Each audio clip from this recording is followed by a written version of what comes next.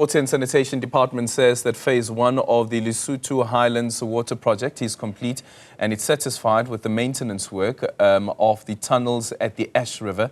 Minister Phemi Majodina inspected the reopened tunnels supplying water from Kgatsi Dam in Lesotho to South Africa. The tunnel system that supplies water to the Vaal Dam had been closed since October last year for critical maintenance. Joining us now to discuss this, let's now bring in Water and Sanitation Deputy Minister David Mahlobo.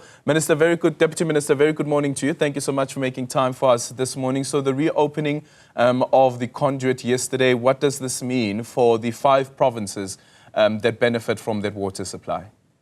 No, thank you very much, Aldrin, and also to your viewers across the length and breadth of our land. We are very pleased that yesterday on an Africa Day, we're able that the 2 countries on a major maintenance that has been undertaken just to ensure that the integrity of the infrastructure that brings water from Lesotho to us is going to extend its lifespan. And our sincere thanks to the team of our engineers from TCTA and the Lesotho side, because they were able, even under difficult conditions. We started last year after October. We're supposed to have finished by the end of March. There were delays on the basis of inclement weather, as you are aware, Aldrin. There was more rain from January until to the end of April. And also the area was very moist in terms of blasting and the painting and the coating. It took a little bit of time. The municipalities of Free State, Gauteng, Mpumalanga, and others, there were discussions to ensure that we make provisions so that communities, they don't run out of water. That's why water was released from the canal prior to that, so that those dams from Free State, those reservoirs in Gauteng and so forth, they were taken care of. And our engineers had planned that the system in the Vaal River system, if it comes down to around 18%, we're going to release water from the other balancing dams in KwaZulu-Natal, like Sterkfontein. We never had to do that, Adrian, because you remember we had a very, very good rains. But at this stage, we're very pleased that more than 14 megaliters per second were being released into that particular canal into South Africa. In as much as the water has been released, the Vaal River system is still full, Adrian, as you know that we've been doing some releases to Plumhof and other areas. But more importantly, the message is to South Africans, especially to say, in as much as we might have more water now, let's use every drop of water very sparingly, so that we can be able to achieve our goals of not losing water. That's what has happened around the maintenance of the tunnel. But going forward, we're trying to speed up the issues of the Lesotho Highlands phase 2.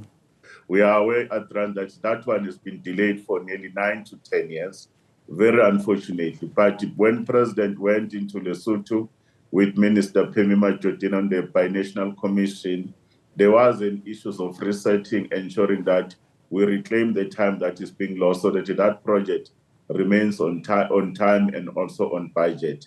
And we are still looking at that date of the 28th to the 29th of the financial year. That's what we are looking at. Yeah. Is Deputy Minister able to speak to what caused those particular delays, considering, especially with phase 2, considering that phase 2 primarily focuses on ensuring increased water supply to Gauteng, which has been experiencing problems? One of the previous problems was planning by government and the decisions that were not taken on time. Secondly, was the issues that there had to be the review of the treaty between us and the Kingdom of Lesotho so that phase 2 can start. But when President then put this department again as a standalone department, when Comrade Senzo came in, we were to start afresh around 2022 to ensure that we started the issues of putting the budgets there through TCTA.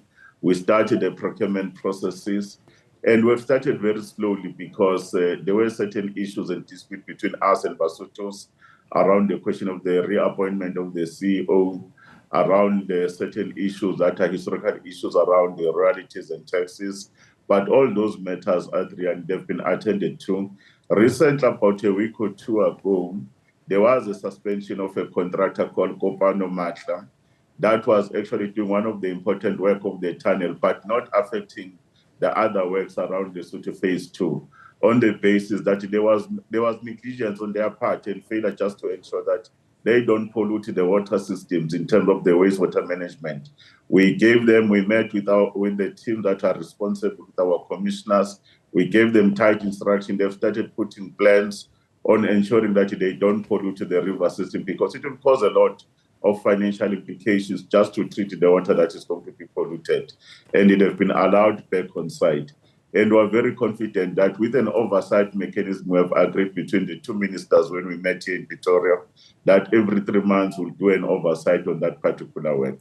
But also our parliament had visited Lesotho on the same matters of the Phase 2. A report has been produced. Therefore, there's a lot of an oversight mechanism that has been put in place. Therefore, those companies, including the Lesotho Highlands Development Authority and the Commission, they will actually be put on terms to ensure that we don't miss the deadline of the year 2028-2029. And still speaking about Gauteng, Rand Water has recently announced planned maintenance that will be taking place between the 2nd of June until the 21st of July. I don't know if there's been any conversations that has been taking place between the various municipalities, including the Ministry of Water, that how do we ensure that, yes, with the inconvenience that comes with this maintenance, that it is reduced to a bare minimum and that we don't run over that particular deadline that has been set? We are using the right word, Adrian, to say it's a necessary inconvenience. Scheduled maintenance is part of ensuring that the asset integrity is enhanced so that we don't have an asset failure. Communication has been made to all the municipalities. We have also communicated with us as the minister and the department.